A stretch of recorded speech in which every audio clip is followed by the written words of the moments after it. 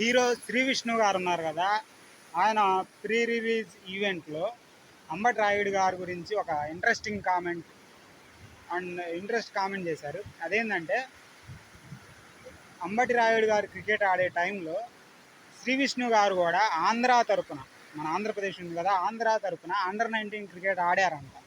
అయితే అప్పుడు వీళ్ళున్న టీం, అప్పుడు ఈ టీమ్మేట్స్ కానీ వీళ్ళందరూ కానీ అందరూ కూడా అంబటి రాయుడు క్రికెట్ని చూసి ఫిదా అయిపోయేవాళ్ళంట.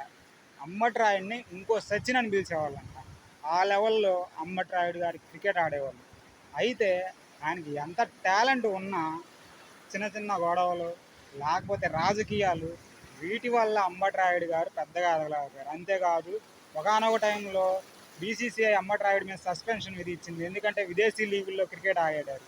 తర్వాత వీటి నిషేధం తగ్గించి సచిన్ సూచన మేరకు ఆయన ఐపీఎల్ ఆడారు.